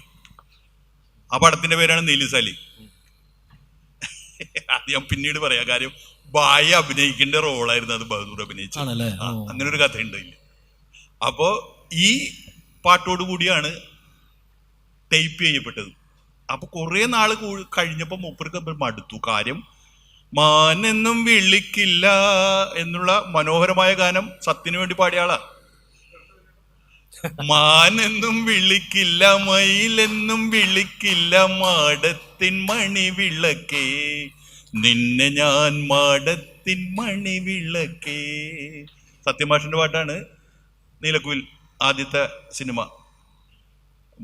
മലയാളീകരിച്ച ട്യൂൺ വരണം. ഇപ്പം നേരത്തെ പറഞ്ഞില്ലേ, ഹിന്ദി പാട്ടുകളുടെ അനുകരണമായിരുന്നു ആദ്യകാല ഗാനങ്ങൾ എന്ന് പറഞ്ഞാൽ. അതിൽ ആദ്യമായിട്ട് മലയാളീകരിക്കപ്പെട്ട ഒരു പാട്ടുകൾ വന്നൊരു സിനിമയാണ് നീലക്കുയിൽ. ബായി ഈ പാട്ട് പാടി. അതിനുശേഷം ബായി ഒരുപാട് പാട്ടുകൾ അതേപോലെ നായകന്മാർക്ക് വേണ്ടി പാടിയിട്ടുണ്ട്. പണ്ട് പണ്ട് പണ്ട് നിന്നെ കണ്ട നാളയ്യ, പാട്ടുപാടാനറിയാത്ത താമരക്കിളി നീ. ഇതൊന്നും കോമഡി പാട്ടുകളല്ലായിരുന്നു. അപ്പൊ ഈ കസ്തൂരി മാമ്പഴം കഴിഞ്ഞിട്ട് കോമഡി ആയി പോയി. ആ ഒരു വിഷമം ഞാൻ അനുഭവിച്ച ആളാ. ബായിക്കുണ്ട്. അപ്പൊ ബായി ഒരു 70 അങ്ങോട്ട് കഴിഞ്ഞപ്പോ പോകാതെയായി. കുറെ കാലങ്ങൾക്ക് ശേഷം ബായി മദ്രാസിൽ പോകുന്നത് എന്നെ കൊണ്ട് റെക്കോർഡ് ചെയ്യിക്കാനാണ്. അത് ഞാൻ പിന്നെ പറയാം. അല്ല, ഈ മൈക്ക് വെക്കുന്നതിന് മുമ്പ് ഒരു ചെറിയ കാര്യം കൂടി പറഞ്ഞിട്ട് അങ്ങോട്ട് പോവാം.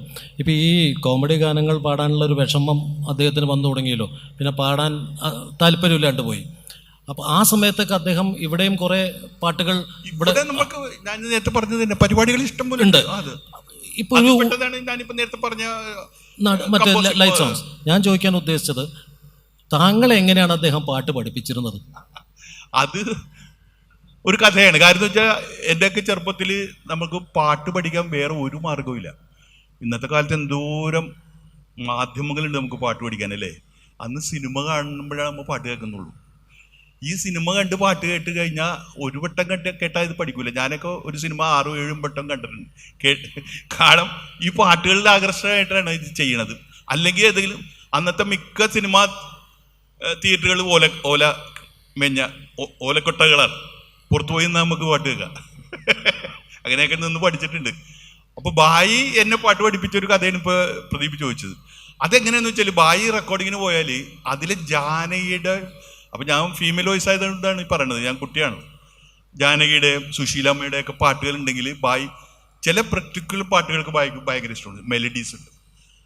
അത് വന്ന് പറയും, കുട്ടി ഉഗ്ര ഒരു പാട്ടുണ്ട് കേട്ടാ, കുട്ടി എന്നാണ് എന്നെ വിളിക്കുക, മരിക്കണവരെ അങ്ങനെ വിളിച്ചിട്ടുള്ളൂ, കുട്ടി പഠിക്കണം. അപ്പം ഞാൻ പറഞ്ഞു ഞാനെങ്ങനെ പഠിക്കാനാണ് പോയി, ഞാൻ കേൾപ്പിച്ചു തരാം എന്ന് ചില പാട്ടുകൾ കേൾപ്പിച്ചു തരും. അങ്ങനെ ഒരു അനുഭവം ഇപ്പോഴും ഓർമ്മ ഉള്ളത് ഞാൻ നിങ്ങളോട് പങ്കുവെക്കാം. ഈ ഇരുട്ടിൻ്റെ ആത്മാവ്, ഇരുട്ടിൻ്റെ ആത്മാവിൽ യേശുദാസ് പാടിയൊരു പാട്ടുണ്ട്. ശരിക്കും ഇപ്പോൾ ബായു പാടൻ്റെ പാട്ടായിരുന്നത്. അത് മുത്തയ്യാണ് അതിൽ നായകനായിട്ട് വരുന്നത്, നമുക്ക് മനസ്സിലാവും അത്. കാര്യം ആൻറ്റി ഹീറോ ആണ്, എന്നാലും ഈ മുത്തയ്യ പാടുന്നൊരു പാട്ടായിരുന്നത്. അപ്പോൾ അവിടെ ചെന്നപ്പോൾ അവർ എല്ലാവരും കൂടി അത് മാറ്റി ദാസേട്ടൻ പാടുകയുണ്ട്. അങ്ങനെ ബായ് തിരിച്ചു പോന്നു പാടാതെ. പക്ഷേ ബായ് വന്നിട്ട് എന്നോട് പറഞ്ഞു, കുട്ടി ഇരുട്ടിൻ്റെ ആത്മാവിൽ ജാനകിയമ്മ ഒരു ഉഗ്രം പാട്ട് പാടിയിട്ടുണ്ട്, അസാധ്യ പാട്ടാണ്, നിങ്ങൾക്ക് എല്ലാവർക്കും സുപരിചിതമായ ഒരു പാട്ടാണ്, ഇപ്പോൾ പറഞ്ഞാലും നിങ്ങളുടെ കണ്ണീർന്ന് കണ്ണീര് വരുക പാട്ട്. ഇരു കണ്ണീർ തുള്ളികൾ ഒരു സുന്ദരിയുടെ കരിമിഴികളിൽ വെച്ചു കണ്ടുമുട്ടി. എന്തൊരു മനോഹരമായ ഗാനമാണല്ലേ. ബാബുക്കാൻ്റെ ട്യൂണാണ്, ബാബുരാജൻ്റെ ട്യൂണാണ്. ഈ പാട്ട് എന്നെ പഠിപ്പിച്ചു തന്നിട്ടുണ്ട്, ഞാൻ പാടിയിട്ടുണ്ട്. കാര്യം ഞാനന്ന് ഈ ഫീമെയിൽ പാട്ടുകളാണ് പാടുന്നത്. ഇപ്പം കണ്ണ കരുമന്ദിര കണ്ണ എന്നുള്ള തമിഴ് പാട്ട്, സുശീലാമ്മയുടെ, ലതാജിയുടെ ജും ജും ബർസിരാത്ത്, ഇതൊക്കെ ബായി മൂളിക്കേപ്പിച്ചു. കാര്യം ബായിൽ നിന്നാണ് നമ്മൾ ഹിന്ദി പാട്ട് പഠിച്ചേക്കണതും കേട്ടേക്കണതും. നമ്മൾ വളർന്നു കഴിഞ്ഞപ്പോഴാണ് ഇത് മുകേഷ് പാടിയതാണെന്നും ഇത് റാഫി പാടിയതാണെന്നും ഒക്കെ അത് നമുക്ക് ബായിയുടെ കഥയിലേക്ക് വരുമ്പോൾ പറയാം, നമുക്ക് മനസ്സിലാകണം. ഇതിനകത്ത് ഈ കഥകൾ തീരില്ല കേട്ടോ. അപ്പം ഞങ്ങൾ ഈ സമയം ഇങ്ങനെ നീണ്ടു പോകുന്നതുകൊണ്ട് സമയം, എനിക്ക് ജമാൽ സാറിൻ്റെ അടുത്തൊരു കാര്യം ചോദിക്കാനുണ്ടായിരുന്നു. അത് തുടക്കത്തിൽ സാറ് പറഞ്ഞു തുടങ്ങിയതാണ്. അപ്പം നമുക്ക് ഈ സ്ഥലത്താണ് ഹിന്ദി പാട്ടുകൾ പാടും, മലയാളം പാട്ടുകൾ പാടും, എല്ലാം പാടും, ഉറുദു പാടും, ബംഗാളി പാടും, എല്ലാം ചെയ്യും. അദ്ദേഹം നല്ലൊരു സ്റ്റോറി ടെല്ലറും കൂടി ആയിരുന്നു എന്ന് പറഞ്ഞിരുന്നു. അതും കൂടി ഒന്ന് സാറൊന്ന് വിശദീകരിക്കാം. ഞാൻ നേരത്തെ പറഞ്ഞത് അദ്ദേഹം ഒരു ബഹുമുഖ പ്രതിഭയായിരുന്നു എന്നാണ് ഞാൻ സൂചിപ്പിച്ചത്. നല്ല കഥകൾ പറയുന്ന ആളായിരുന്നു അദ്ദേഹം. പറഞ്ഞ് എന്നെ കേൾപ്പിച്ച ഒരു കഥ ഞാൻ എഴുതിയിട്ടുണ്ട്. ഗർഭിണിയായ തിരുതയും 2001 കൊഞ്ചുപടയും എന്നാണ് അതിൻ്റെ പേര്. ഗർഭിണിയായ തിരുത എന്ന് പറഞ്ഞ ഒരു മീനാണല്ലോ. ആ ഒരു മീൻ വേമ്പനാട് കായലിൽ വന്ന് ഇങ്ങനെ നിൽക്കുന്നതും പിന്നെ മറ്റൊരു മീൻ വന്ന് പേടിപ്പിക്കുന്നതും ഒക്കെ ഇപ്പം നമ്മളെ ഈ മത്സ്യങ്ങളെ ഉപയോഗിച്ചുകൊണ്ടുള്ള കഥയാണ്. ഞാനത് എഴുതി പിന്നീട് എൻ്റെ ചാപ്പ എന്ന ചെറുകഥകളുടെ സമാഹാരത്തിൽ അതുണ്ട്, ആ കഥ ഉൾപ്പെടുത്തിയുണ്ട്. അതുപോലെ തന്നെ അദ്ദേഹം ചില കാര്യങ്ങൾ ഇപ്പോൾ മദ്രാസിൽ പോയിട്ട് പിന്നെ അവിടുത്തെ സ്റ്റുഡിയോകളിൽ അവിടെ പോയിട്ട് അവിടുത്തെ അന്നത്തെ റെക്കോർഡിസ്റ്റ് കണ്ണനല്ല, അതിനും മുമ്പുള്ള ഒരാളാണ്. അവരെയൊക്കെ മിമിക് ചെയ്തിട്ട് നമ്മളെ സദസ്സുകളിലൊക്കെ അവതരിപ്പിക്കും. നമ്മളെ മെഹഫിലിൻ്റെ സദസ്സിലൊക്കെ ഇതൊക്കെ ഇങ്ങനെ അഭിനയിച്ചൊക്കെ കാണിച്ചു തരും. അപ്പോൾ അത് എനിക്ക് തോന്നുന്നത് ചിലപ്പോൾ കൊച്ചിയിൽ നിന്നാണ് ഏറ്റവും കൂടുതൽ ഈ മിമിക്രി കലാകാരന്മാർ വന്നിട്ടുള്ളത്. അതിനു മുമ്പേ തന്നെ പിന്നെ ഇത് ചെയ്തിരുന്നു, പിന്നെ കഥകൾ പറഞ്ഞിരുന്നു, പാട്ടുകൾ ട്യൂൺ ചെയ്തിരുന്നു. ഇതൊക്കെ അദ്ദേഹം ചെയ്തിരുന്നു. അദ്ദേഹത്തിൻ്റെ പല പല അഭ്യാസങ്ങളാണ് ഇതെല്ലാം. പിന്നെ ആദ്യം ദില്ലഗില മുഹമ്മദ് റാഫി വന്നു പട്ടേൽ ടാക്കീസിൽ 1952 തോന്നുന്നു. അന്ന് റാഫി അവിടെ ഈ സിനിമാ നിർമ്മാതാവായ TK പരുക്കുട്ടിയാണ് അദ്ദേഹത്തെ കൊണ്ടുവന്നു. മുഹമ്മദ് റാഫി വന്ന് പാടിയ ആ സദസ്സിൽ തന്നെ ആളുകൾ, കൊച്ചിയിലെ ആളുകൾ സദസ്യർ പറഞ്ഞു ബായി പാടണമെന്ന് പറഞ്ഞു. അത് എപ്പോൾ എവിടെ വന്നാലും ബായി അവിടെ ഉണ്ടെങ്കിൽ അവരെ കൊണ്ട് പാടിപ്പിക്കും. CH ആത്മാ വന്ന ഒരു ഘട്ടത്തിൽ അദ്ദേഹത്തെ കൊണ്ട് പാടിച്ചു. തൃശ്ശൂർ വന്നപ്പോൾ അവിടെ ചെന്നപ്പോഴും പിന്നെ ഈ ആവശ്യം ഉന്നയിച്ചവർ പിന്നെ ബായി പാടണം. അപ്പം അന്ന് മുഹമ്മദ് റാഫി ദില്ലയിൽ പാടിയിട്ട് അധികം ആളായിട്ടില്ല. സുഹാനി രാത്ത് ഡൽ ചുക്കി എന്നുള്ള പാട്ട് വളരെ പ്രശസ്തമായ ഗാനമാണ്. മുഹമ്മദ് റാഫിക്ക് ഏറ്റവും ഇഷ്ടമുള്ള ഒരു ഗാനമായിരുന്നത്. അതിൻ്റെ ട്യൂണിലാണ് ദക്ഷിണാമൂർത്തി ഈ അകാലെ ആരും കൈവിടും എന്നുള്ള പാട്ട് കിട്ടിയത്. അത് മഹബൂബായാണ് പാടിയത്. അദ്ദേഹത്തിൻ്റെ ആദ്യത്തെ സിനിമയായിരുന്നു ജീവിതാമുഖം. ഒരു ചേഞ്ചുള്ള ഒരു സിനിമയായിരുന്നു അക്കാലത്ത്. അപ്പോൾ അത് പാടി കേൾപ്പിച്ച റാഫി സാഹിബിന അദ്ദേഹം അത്ഭുതപ്പെട്ടു പോയി. മലയാളത്തിൽ അങ്ങനെ ഒരു പാട്ട് ഉള്ളതായിട്ട് അദ്ദേഹത്തിന് അറിയില്ലായിരുന്നു. അതാണ് അതിനെക്കുറിച്ച് പറയാനുള്ളത്. ഇതിനകത്ത് ഈ സുഹാനി രാത്തിനെ കുറിച്ച് ഇപ്പോൾ സാറ് പറഞ്ഞുകൊണ്ട് ഞാൻ മെഹബൂബിൻ്റെ അടുത്ത് ചോദിക്കുകയാണ്. ഈ സുഹാനി രാത്ത് എന്ന് പറഞ്ഞ ഈ പാട്ട് തന്നെയാണല്ലോ അദ്ദേഹത്തിന് സിനിമയിലേക്ക് കടക്കാനുള്ള അവസരം വന്നത്. അപ്പോൾ ഇത്തരം ഹിന്ദി ഗാനങ്ങൾ മാത്രമല്ല എന്ന് ഞാൻ കേട്ടിട്ടുണ്ട്. ഇക്ബാൽ പറഞ്ഞൊരു അവസരം ഈ ബംഗാളി ഗാനങ്ങൾ, രവീന്ദ്രനാഥ് ടാഗോറിൻ്റെ 75ാം പിറന്നാൾ അതിന് ബംഗാളി പാട്ടുകൾ പാടിയപ്പോൾ ബംഗാളി പാടുന്നു. അപ്പം അതിനകത്ത് എന്താണ് മഹാരാജാസിലെ ബംഗാളി പ്രൊഫസറായിരുന്ന നിലീന എബ്രഹാം അവര് ഇത് ബംഗാളിക്കാരനാണ് പാടുന്നതെന്ന് വിചാരിച്ചിട്ട് KJ ഹർഷലിനോട് ചോദിച്ചു ഇത് ഏതാ ബംഗാളി എന്ന് ചോദിച്ചു. അതിന് അത്രയും മനോഹരമായിട്ട് ബംഗാളി ഗാനങ്ങൾ പോലും പാടാൻ സാധിച്ചിരുന്നു ഇല്ലേ? തീർച്ചയായിട്ടും. ഇത് എവിടെന്നാ പഠിക്കണത്? എല്ലാ ഭാഷയിലും പാടും. ഇതൊക്കെ ഞാനിങ്ങനെ ഞെട്ടിയിട്ടുള്ള ഓരോ സ്റ്റേജ് ഷോയിലാണ്. അതിന് ഞാനൊരു ചെറിയ ഉദാഹരണം പറയാം. ഇംഗ്ലീഷ് തന്നെ മധുര കമ്പനി എന്ന് പറഞ്ഞൊരു കമ്പനി ഉണ്ടല്ലോ, നമുക്ക് എല്ലാവർക്കും അറിയാമല്ല, ക്ലോത്തിങ്. ഇപ്പൊ അതിന് പേരൊക്കെ മാറി വേറെ ഒരു പേരിലാണ്. ഈ മധുര കമ്പനി ബ്രിട്ടീഷുകാർ പണിഞ്ഞ കമ്പനിയാണ്. ആദ്യത്തെ നെയ്ത്ത് കമ്പനിയാണ് നമ്മളുടെ ഗവൺമെന്റിന്റെ അറിവോടുകൂടി പണിഞ്ഞ. ഈ മധുര കമ്പനിയുടെ ഇനോഗ്രൽ ഫംഗ്ഷനാണ്. പതിപോലെ ഞാനും ഉണ്ട് കൂടെ, വാലുപോലെ ബായുടെ പരിപാടിയാണ് ഇനോഗ്രേഷൻ. അപ്പോൾ ഈ വേദിയിൽ ഒരു 3/4 ഭാഗവും ഫോറിനേഴ്സാണ്. അവരുടെ ഫാമിലി, അവരാണ് ഈ കമ്പനി. കുറച്ച് തൊഴിലാളികളെ ഉള്ളൂ ബാക്കിൽ കമ്പനി ജോലി ചെയ്തിരുന്നത്. ബായി ഇങ്ങനെ ആദ്യം മുതൽ പാടുന്നുണ്ട്, ബായിയുടെ പാട്ടുകളൊക്കെ പാടുന്നുണ്ട്. നമ്മളുടെ അവസരം വരുമ്പോൾ നമ്മൾ പാടുന്ന പാട്ടുകളൊക്കെ പാടുന്നുണ്ട്. അപ്പോൾ ഓഡിയൻസിൻ്റെ കയ്യിൽ നിന്ന് വലിയൊരു പ്രതികരണമൊന്നുമില്ല. പുറകിൽ നിന്നൊക്കെ ഇങ്ങനെ ചെറിയ കൈയടികളൊക്കെ ഇങ്ങനെ വന്നുകൊണ്ടിരിക്കുന്നുണ്ട്. ബായി ഇന്റർവെല്ലിട്ടിട്ട് ഞാനിത് കേട്ട കുശുശുപ്പാണ് കേട്ടോ. ബായി ഇങ്ങനെ അപ്പോൾ തബല വായിക്കുന്ന ആൾ ചോദിച്ചാൽ ബായി എന്താണ് ഓഡിയൻസ് ഒരു സുഖമില്ലല്ലോ, നമ്മൾ ഇങ്ങനെ പാടിക്കൊണ്ടിരിക്കുകയാണെന്നല്ലോ. അതിന് മരുന്നുണ്ടെന്ന് പറഞ്ഞാൽ അത് ഞാൻ കേൾക്കുന്നൊരു ഭാഷയാണ്. പക്ഷേ ഒരു കുറേ കഴിഞ്ഞ് വളർന്നൊക്കെ കഴിഞ്ഞപ്പോൾ എനിക്ക് മനസ്സിലായി ഈ മരുന്ന് എന്താണ്. മരുന്ന് അവരുടെ കയ്യിൽ ഉണ്ടാവുമല്ല എപ്പോഴും. അത് വേറൊരു അവസരത്തിൽ പറയാം. അപ്പോൾ അവരെ നശിപ്പിച്ചു ആ മരുന്ന് തന്നെയാണ്, പറഞ്ഞിട്ട് കാര്യമില്ല. ഇന്റർവെല് കഴിഞ്ഞിട്ട് ബായിയുടെ പാട്ടുകളായിരിക്കുമല്ലോ കൂടെ, ബായിയുടെ ഗാനമാണ്. ബായി വന്നിരുന്നിട്ട് ഒരു പാട്ടങ്ങ് പാടുക. ഒരു ഇംഗ്ലീഷ് പാട്ടാണ് വരുന്നത്. അപ്പോൾ ബായിക്ക് നമ്മൾ പ്രാക്ടീസ് ചെയ്യണ പരിപാടികളൊന്നുമില്ല. ബായി ഇങ്ങനെ ശ്രുതി ഇങ്ങനെ പിടിച്ചിട്ട് അങ്ങ് പാടുക. അപ്പോൾ അതിനെ ഫോളോ ചെയ്യണം നമ്മൾ ഓർക്കസ്ട്രക്കാർ. അപ്പോൾ അതുകൊണ്ട് സ്ഥിരം അങ്ങനെയുള്ള ആൾക്കാരൊക്കെയാണ് ബായിക്ക് വായിക്കണം. ബായി എന്ന് പാടിയത് One day when we were young, one wonderful morning in May. എൻ്റെ മുഴുവൻ എനിക്കറിയില്ല കേട്ടാ. ഇത് ജിം റീവ്സ് എന്ന് പറയുന്ന അന്നത്തെ പ്രസിദ്ധ പാട്ടുകാരൻ്റെ സിനിമയിലുള്ളൊരു ഗാനമാണ്. ഇത് ഫുള്ളായിട്ട് അങ്ങ് പാടി വെള്ളക്കാർ കംപ്ലീറ്റ് എഴുന്നേറ്റ് നിന്ന് കൈയടിക്കുന്നു. വൺസ് മോർ ആണ്. ഒരെണ്ണം കൂടി പാടി. അതും ജിം റീവ്സിൻ്റെ തന്നെയാണ്. ഞാൻ അന്ന് ഞെട്ടിയത് ആ സ്റ്റേജിലാണ്. ഞെട്ടാനേ സമയം, നമുക്ക് അതിനെ സമയമുള്ളൂ. സത്യമാണ്. ഇപ്പൊ ബംഗാളിയുടെ കാര്യം പറഞ്ഞില്ലേ, കറക്റ്റാണ്.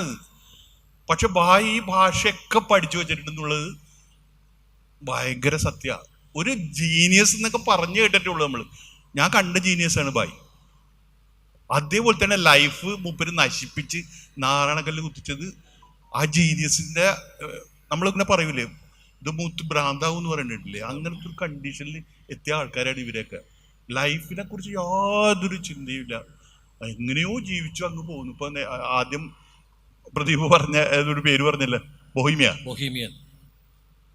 ഇങ്ങനെ കാറ്റത്ത് ഇങ്ങനെ പറയ നടക്കുന്ന ഒരു ലൈഫാണ്, ഒന്നിലും ഒരു ശ്രദ്ധയില്ല. പക്ഷെ പാടാനിരുന്നാൽ അതൊരു സംഭവമാണ്. അതിന്റെ ഒരുപാട് അനുഭവങ്ങൾ നേർക്കാഴ്ചയിൽ ഞാൻ അനുഭവിച്ചിട്ടുള്ള. നമുക്ക് സമയം പരിധി ഉള്ളതുകൊണ്ട് ഈ രണ്ടു പേർക്കും പറയാൻ അനവധി കഥകൾ ഉണ്ടാവുമെന്നറിയാം. അതെ, അത് നമുക്ക് ഇനി വരാൻ പോകുന്ന ഈ ഒരു 2026 എന്നുള്ള വർഷത്തിൽ പല പല വേദികളിലും പല പല അവസരങ്ങളിലും ഇതേപോലെ പാടാനും അദ്ദേഹത്തിന് ഓർക്കാനും സാധിക്കുമെന്ന് വിചാരിക്കുന്നു. ഇതിനെ കൺക്ലൂഡ് ചെയ്യുമ്പോൾ അല്ല ഇതൊക്കെ പറയാം അതിൽ വരും അതിലേക്ക് വരണ്ട ഒരു പാട്ടിലേക്ക് ലാസ്റ്റ് പാട്ടിലേക്ക് വരും.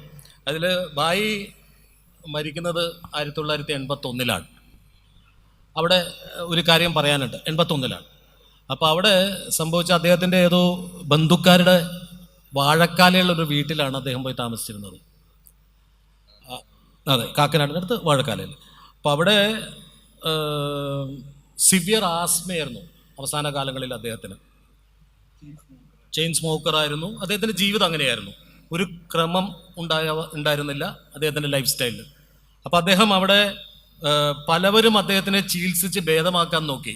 അബ്ദുൽ ഖാദർ വക്കീലിനെ കുറിച്ച് പറഞ്ഞു, സിൽവസ്റ്റർ എന്ന് പറയുന്ന അവരുടെയൊക്കെ വീട്ടിൽ താമസിപ്പിച്ച് ചികിത്സിപ്പിച്ച് ഒന്ന് സുഖമായി കഴിയുമ്പോഴേക്കും പിന്നെ ബായി പോകും. പിന്നെ ഒരു 2 ആഴ്ച 1 മാസം കഴിഞ്ഞിട്ടൊക്കെ പിന്നെ തിരിച്ചു വരുള്ളൂ. അപ്പോൾ പഴയപടി തിരിച്ചെത്തിയിട്ടുണ്ടാവും. അതായിരുന്നു അദ്ദേഹം. അപ്പം ഇതിൻ്റെ ഒരു അവസരം, ഒരു ദിവസം അദ്ദേഹത്തിൻ്റെ തബല വായിക്കുന്ന ആൻറ്റോ അദ്ദേഹത്തിൻ്റെ വീട്ടിൽ കാണാൻ പോയി. സുഖമില്ലാണ്ട് കിടക്കുന്ന കാക്കനാട്ടിലെ വീട്ടിൽ.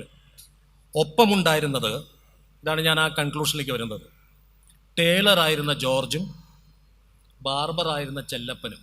ഞാൻ ആദ്യം പറഞ്ഞ കഥയിൽ അവർ രണ്ടുപേരായിരുന്നു ഒപ്പം. ആൻറ്റോ വന്ന് ആ മുമ്പിലെ വെറാൻഡയിൽ കിടക്കുന്ന ബായിയെ കണ്ടിട്ട് തിരിച്ചറിഞ്ഞില്ല. എത്രയോ കാലം തബല വായിച്ചിരുന്ന, ഒപ്പം വായിച്ചിരുന്ന, ഇപ്പോൾ മെഹബൂബ് പറഞ്ഞ ഏത് തരത്തിൽ പാടിയാലും ഒപ്പം ഫോളോ ചെയ്തിരുന്ന തബലക്കാരിൽ ഒരാളായ ആൻറ്റോ. അദ്ദേഹത്തിന് മനസ്സിലായില്ല ബായിയെ കണ്ടിട്ട്. താടിയൊക്കെ വളർത്തി ഇങ്ങനെ കുനിഞ്ഞിരിക്കുന്ന, ശ്വാസം വിടാൻ പറ്റാത്ത ഒരു രൂപമായിരുന്നു അത്. വീട് പൂട്ടിക്കിടക്കുക, മുമ്പിൽ വെറാൻഡയിൽ അദ്ദേഹം കിടക്കുന്നു. തിരിച്ച് ആൻറ്റോ നടന്നപ്പോൾ ബായി ഇങ്ങനെ വിളിച്ചു. ആൻറ്റോ പൊട്ടിക്കരഞ്ഞു അവിടെ കുറേ നേരം നിന്ന്. കാരണം ഇത് ബായിയാണെന്ന് അദ്ദേഹത്തിന് മനസ്സിലായില്ല എന്നുള്ളതാണ്. അധികം കാലം പിന്നെ അദ്ദേഹം ജീവിച്ചില്ല. അദ്ദേഹത്തിൻ്റെ മയ്യത്ത് പിന്നെ മട്ടാഞ്ചേരിയിലേക്ക് കൊണ്ടുവന്ന് അവിടെ ചെമ്പിട്ട പള്ളിയിലാണ് അദ്ദേഹത്തിന് അടക്കിയത്. ഇവിടെ കൊച്ചിയിലെ ആളുകളെ സംബന്ധിച്ചോളം, പാട്ടിലേക്ക് വരുന്നതിന് മുമ്പ് നമുക്ക് പാട്ടിൽ തന്നെ അവസാനിക്കുള്ളൂ, അത്രയേ ഉള്ളൂ. അപ്പോൾ അവിടെ കൊച്ചിയിലെ ആളുകളെ സംബന്ധിച്ചോളം ബായി എന്ന് പറയുന്നത് ജമാൽ സാറ് പറഞ്ഞ പോലെ, നമ്മൾ പലപ്പോഴും പറയില്ലേ, ഇറ്റേണൽ ഫേവറേറ്റ് ആണ്. അവർക്ക് മറ്റൊരു ഗായകൻ ഇല്ല. അത് നമ്മൾ ഒന്ന് നടന്നാൽ മതി ഫോട്ടോച്ചി മട്ടാഞ്ചേരി കൂടി, എന്നിട്ട് ചോദിച്ചാൽ ആളുകൾ പറയും ആരാണ് അവരുടെ ഗായകനെന്ന്. ഇന്നും അങ്ങനെ തന്നെയാണ്. എന്താ കാരണം? അദ്ദേഹം വളരെ നല്ല മനുഷ്യനായിരുന്നു, എല്ലാം കൊണ്ടും വളരെ സിമ്പിളായിട്ടുള്ളൊരു മനുഷ്യൻ. കാരണം മരിക്കുമ്പോൾ കയ്യിൽ ഒന്നും തന്നെ ഇല്ല, ഒരു സമ്പാദ്യമില്ല, വീട് പോട്ടെ, ഒരു സാധനം പുള്ളിയുടെ കയ്യിലില്ല. എൻ്റെ അടുത്ത് ഉമ്പായി പറഞ്ഞൊരു കഥയുണ്ട്. ഒരു ഷർട്ട് മോശമായി കീറി തുടങ്ങിയാൽ ഏതെങ്കിലും ഒരു വീട്ടിൽ കയറിയിട്ട് ഉണ്ടോയെന്ന് ചോദിക്കും. ഇല്ല, അവൻ പുറത്തേക്ക് പോയിക്കാണല്ലോ, ഈ ഷർട്ട് ഞാൻ എടുത്തിട്ടുണ്ടെന്ന് പറഞ്ഞാൽ മതി എന്ന് പറയും. ആ ഷർട്ട് കൊണ്ടുപോകും. അത്രേ ആവശ്യമുള്ളൂ അദ്ദേഹത്തിന്. കാശിന് വേണ്ടി അദ്ദേഹം തെണ്ടി നടന്നിട്ടൊന്നുമില്ല. സുഹൃത്തുക്കൾ കാശ് കൊടുത്താൽ മേടിക്കുകയും ചെയ്യും. കുറേ അത്തരം കഥകൾ ആൾക്കാർ പ്രചരിപ്പിച്ച് പോയിട്ടുണ്ട്. അങ്ങനെയൊന്നും ആയിരുന്നില്ല അദ്ദേഹം. അത് മാത്രമല്ല, സ്വന്തം ചിന്തകൾ, സ്വന്തം വഴിയിൽ കൂടി നടന്നു പോകാൻ ആഗ്രഹിച്ചിരുന്ന വ്യക്തിയാണ്. അദ്ദേഹത്തിനെ കുറിച്ചൊരു കാര്യം പറഞ്ഞിരുന്നു. അദ്ദേഹം തന്നെ പറഞ്ഞൊരു കാര്യമുണ്ട്. അദ്ദേഹത്തിൻ്റെ പ്രൈവസി എന്ന് പറയുന്നത് അത് അദ്ദേഹത്തിൻ്റെ സ്വന്തമാണ്. ഞാനും ദൈവവും തമ്മിലുള്ള ഒരു മുഹൂർത്തമാണ് ആ പ്രൈവസി എന്നാണ് മെഹബൂബായി പണ്ട് പറഞ്ഞിരിക്കുന്നത്. അതിലേക്ക് ഒരാളും കടന്നു വരരുത്. അതുകൊണ്ട് തന്നെയാണ് അദ്ദേഹത്തിൻ്റെ ആദ്യത്തെ വിവാഹവും ഏതാണ്ട് 2 ആഴ്ചയെ നിന്നുള്ളൂ. കോട്ടയത്തേക്ക് കല്യാണം കഴിച്ചു കൊടുത്ത് വിട്ടു. അവർക്ക് പാട്ട് ഇഷ്ടമേ അല്ല. ബായി 2 ആഴ്ച നിന്നുള്ളൂ, തിരിച്ച് കൊച്ചിയിലേക്ക് വന്നു. അവിടെ കഴിഞ്ഞു ആ വിവാഹം. അതായിരുന്നു ബായി. ഇവിടെ ഒരിക്കലും കാശിന് വേണ്ടി പാടിയിട്ടില്ല ബായി. ഒരിക്കലും പണക്കാരുടെ ആവശ്യത്തിന് വേണ്ടി അദ്ദേഹം നിന്നു കൊടുത്തിട്ടില്ല. എത്രയോ സംഗീത സംവിധായകർ ഒരുക്കിയ വലിയ വലിയ വേദികളിൽ എനിക്ക് പാടാൻ വയ്യ എന്ന് പറഞ്ഞ് ബായി തിരിച്ചുപോയി. മറിച്ച് സാധാരണക്കാരുടെ ഒപ്പം എത്ര കാലം വേണമെങ്കിലും എത്ര നേരം വേണമെങ്കിലും അദ്ദേഹം പാടിക്കൊണ്ടിരുന്നു. ഫോർട്ട് കൊച്ചി പരേഡ് ഗ്രൗണ്ടിലെ മരങ്ങളുടെ താഴെ അല്ലേ, കാലത്തെ മുതൽ രാത്രി തുടങ്ങി കാലത്ത് വരെ അദ്ദേഹം പാടിക്കൊണ്ടിരിക്കും. ആ ആൾക്കാർ മതി അദ്ദേഹത്തിന്. അതായിരുന്നു ഭായ്. അദ്ദേഹത്തിൻ്റെ ഗാനങ്ങളും ഓർമ്മകളും ഈ ഒരു വർഷമെങ്കിലും നമ്മൾ മുന്നോട്ട് കൊണ്ടുപോകേണ്ടതാണ്. അദ്ദേഹം മരിച്ചു കഴിഞ്ഞപ്പോൾ ആകാശവാണി വെച്ച ആദ്യത്തെ പാട്ട് അദ്ദേഹം 47 സിനിമകളോളം പാടിയിട്ടുണ്ടെന്ന് തോന്നുന്നു. 60ഓളം പാട്ടുകൾ, 47 സിനിമകളോളം. അതെ, ചഞ്ചല എന്ന് പറഞ്ഞ സിനിമയാണ് അവസാനം. അതിനൊരു ഭയങ്കര കോയിൻസിഡൻസ് ആണ്. അത് ബായിയുടെ അവസാനത്തെ പാട്ടും മെഹബൂബിൻ്റെ ആദ്യത്തെ സിനിമാ ഗാനവുമാണ്. രണ്ടുപേരും ആ സിനിമയിൽ പാടി. ഒരേ സ്റ്റുഡിയോയിൽ ഒരുമിച്ച് പോയി റെക്കോർഡ് ചെയ്ത് പോയവരാ. ഇതിനകത്ത് ഒരു കാര്യം കൂടി നമ്മൾ എന്നും ഓർത്തിരിക്കേണ്ട കാര്യങ്ങളാണ്. മലയാള ചലച്ചിത്ര സംഗീതത്തിൽ ചില നാഴികക്കല്ലുകളുണ്ട്. ഒന്ന് ജീവിത നൗക, സാറ് പറഞ്ഞു, ആദ്യത്തെ മലയാളത്തിലെ സൂപ്പർ ഹിറ്റ് സിനിമയാണ്. കാരണം അതിന് തൊട്ട് മുമ്പ് നല്ല തങ്ക പൊളിഞ്ഞുപോയി. അത് കഴിഞ്ഞ് കുഞ്ചാക്കോ കൂടി എടുത്ത സിനിമയാണ് ജീവിത നൗക. സൂപ്പർ ഹിറ്റാണ്, ഗാനങ്ങളാണ് ഏറ്റവും വലുത്. ആദ്യത്തെ പ്രസിഡൻസ് മെഡൽ നേടിയ നീലക്കുയിലിലെ ഗാനങ്ങൾ ഇദ്ദേഹത്തിൻ്റെയാണ്, എത്രയോ ഗാനങ്ങൾ. ആദ്യത്തെ കളർ ഫിലിം കണ്ടം വെച്ച കോട്ട്, അതിലെ പാട്ടുകളും ബായിയാണ്. അപ്പം ഈ ചലച്ചിത്ര സംഗീതത്തിൽ ഉടനീളം ബായി 70 വരെ പാടി തീർത്തു. ഏറ്റവും സങ്കടം എന്താണെന്നറിയോ? 50-ാം വർഷം മലയാള ചലച്ചിത്ര സംഗീതം ആഘോഷിച്ചു 94-ൽ തിരുവനന്തപുരത്ത്. ഞാൻ റിപ്പോർട്ട് ചെയ്ത ഇവൻ്റാണത്. എല്ലാ ഗായകരും എല്ലാവരും പാടി. ബായി ഉണ്ടായിരുന്നില്ല. ബായിയുടെ ഒരൊറ്റ പാട്ട് പാടിയില്ല. ആ 3 ദിവസത്തെ ഗാനമേളകളിൽ ഈ 90 വരെയുള്ള ഗാനങ്ങൾ പലവരും ആലപിച്ചു പോയപ്പോൾ ബായിയുടെ ഒരൊറ്റ പാട്ട് പോലും ഉൾപ്പെടുത്തിയില്ല എന്നുള്ളതാണ്. അപ്പോൾ എവിടെയൊക്കെയോ ആളുകൾ അദ്ദേഹത്തിനെ മറന്നുപോയി എന്ന് തോന്നുന്നു എന്ന് നമുക്ക് തോന്നുകയാണ്. ആകാശവാണിയുടെ അദ്ദേഹം മരിച്ചു പോയപ്പോൾ ആകാശവാണി വെച്ച ആദ്യത്തെ ഗാനം ഇതായിരുന്നു. ആ പാട്ടിൻ്റെ കഥയാണ് ജമാൽ ഖാൻ നേരത്തെ പറഞ്ഞു വന്നത്. റഫിയുടെ വേദിയിൽ പാടി എന്ന് പറഞ്ഞ പാട്ട്. ഈ പാട്ട് ബായിലൂടെയാണ് ഞാൻ കേട്ട് പഠിച്ചേക്കുന്നത്. വളർന്നു വന്നപ്പോഴാണ് ഇത് മുഹമ്മദ് റഫി പാടിയ പാട്ടാണെന്നും നമുക്ക് മനസ്സിലാകുന്നത്. നിങ്ങളെല്ലാവർക്കും അറിയാവുന്ന പ്രസിദ്ധമായ ഗാനം, സുഹാനി രാത് ഢൽ ചുക്കി ना जाने तुम कब आओगे, जहां के रुत बदल चुके,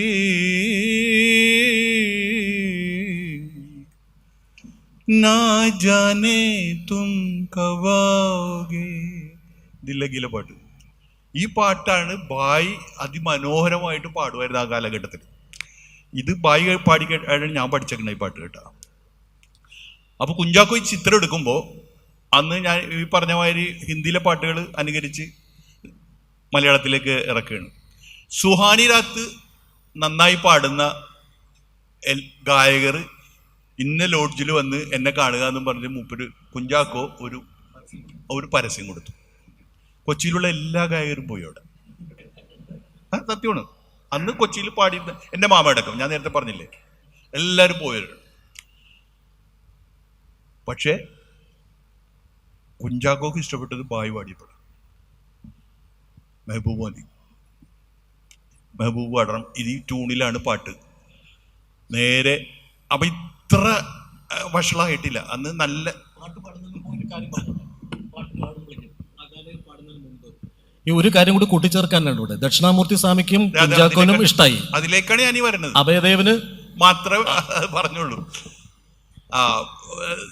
റഫിയുടെ ആ വോയിസിൻ്റെ ശക്തി പോരാ, ബായിയോട് മെലിഞ്ഞ വോയിസാണല്ലോ ബായിയുടെ എന്നും അഭയദേവ് പറഞ്ഞോളൂ. ബാക്കി എല്ലാവർക്കും ഇഷ്ടപ്പെട്ടു.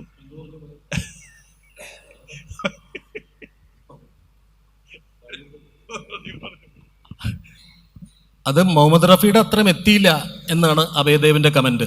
അപ്പൊ ബായിയുടെ മറുപടി, അങ്ങനെ വേണമെങ്കിൽ റഫി സാഹിബിനെ കൊണ്ടുവന്ന് പഠിച്ചോളാം. പഠിച്ചൂടെ? നിങ്ങളെന്തിനാണ് നമ്മളെ അന്വേഷിക്കുന്നതെന്ന് ചോദിച്ചാൽ ബായി ഇഷ്ടം ഈസി ആയിട്ട്. അപ്പോൾ ഈ പാട്ട് ആദ്യത്തെ പാട്ടാണ് ബായിയുടെ സിനിമ ചരിത്രത്തിലെ. പക്ഷെ ഇതൊരു അറം പറ്റിയ പാട്ടായി പോയി. എന്ന് വെച്ചാൽ ഈ സുഹാനി രാത്രി ഡൽ ചുക്കി ന ജാനെ തും കബാവ് ഒരു പ്രേമഗാനമാണ്. സന്ധ്യയായി നീ എന്നിട്ടും വന്നില്ലല്ലോ എന്ന് കാമുവിനോട് ചോദിക്കുന്നൊരു പാട്ടാ.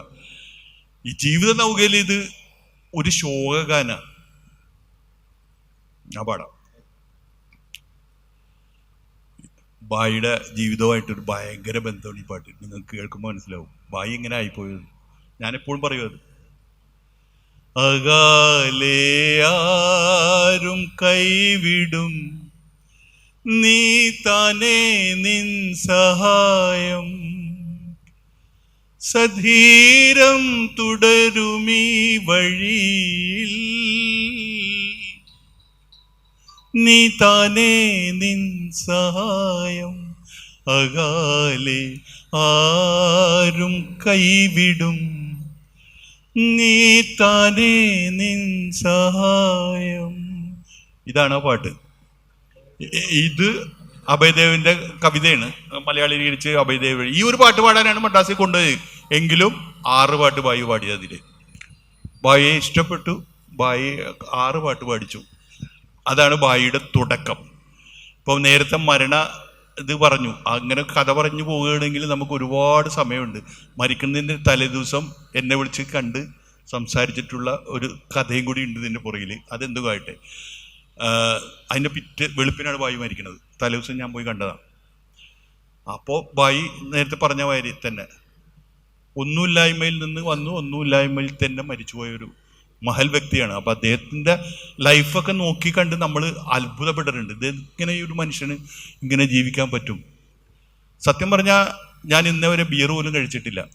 ഇവരെയൊക്കെ കൊണ്ട് മാത്രം വെറുക്കപ്പെട്ട ഒരു വസ്തുവാണ് മദ്യം എൻ്റെ ലൈഫിൽ. സിഗരറ്റ് അതുപോലെ തന്നെ.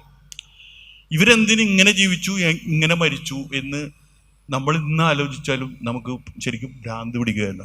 പക്ഷെ ഇവരൊരു ഭ്രാന്തിൻ്റെ ഉച്ചസ്ഥായിലെത്തിയ ആൾക്കാരാണെന്ന് എനിക്ക് തോന്നുന്നത്. സ്നേഹം എന്ന് പറഞ്ഞാൽ അതിവായ സ്നേഹമാണ്. എന്നെ കുട്ടിന്ന് മാത്രമേ വിളിച്ചിട്ടുള്ളൂ മരിക്കണവരെ. എല്ലാവരും പറയും ബായി കള്ളു കുടിച്ച് വന്ന് പറഞ്ഞിട്ടുണ്ട്, ചീത്ത പറഞ്ഞിട്ടുണ്ട് എന്നൊക്കെ പറയും. എന്നോട് ഇതുവരെ റഫായിട്ട് പെരുമാറിയിട്ട് പോലുമില്ല. എന്നെ സിനിമ പാടിക്കാൻ കൊണ്ടുപോയ കഥകളൊക്കെ ഒരുപാടുണ്ട്. നമുക്ക് ഒരു ദിവസം മുഴുവൻ ഇവിടെ ഇരുന്ന് പറഞ്ഞാൽ തീരാത്ത ഒരുപാട് കഥകളുണ്ട്. അത് നമുക്ക് ഇവിടെ രണ്ടുപേരോടും നന്ദി രേഖപ്പെടുത്തുന്ന സമയത്ത് നമ്മൾ മെഹബൂബ് ബായി എന്ന ആ മഹാനായ സംഗീതജ്ഞനെ കൂടെ നമ്മൾ ഓർക്കുകയാണ്. നമുക്ക് ഇത്രയേറെ ഗാനങ്ങൾ നൽകി, എത്രയോ നോൺ ഫിലിം സോങ്സ്, പലതും നമ്മൾ കേൾക്കാതെ പോയ പാട്ടുകൾ, ഇവരൊക്കെ പാടിക്കൊണ്ടിരിക്കുന്ന ഗാനങ്ങൾ. ആ പാട്ടുകൾ എന്നും ഉണ്ടാവും എന്ന് നമുക്ക് പ്രതീക്ഷിക്കാം. ഇവിടെ വന്ന് കോഴിക്കോട് നിന്ന് ജമാൽ സാറ് ഇതിനു വേണ്ടി വന്നു. സാറിന് 1000 നന്ദി ഇവിടെ വന്നതിന്. ജൂനിയർ മെഹബൂബ് എന്ന് പറയുന്നത് നമ്മൾ ഏറെ കാലത്തെ സുഹൃത്താണ്. പല പല വേദികളിലും. അപ്പോൾ അത് മെഹബൂബിന് വളരെയേറെ നന്ദി. നമുക്ക് മറ്റൊരു അവസരത്തിൽ കൂടുതൽ കാര്യങ്ങൾ മെഹബൂബിനെ കുറിച്ച് പറയാം. വളരെയേറെ നന്ദി രണ്ടുപേർക്കും.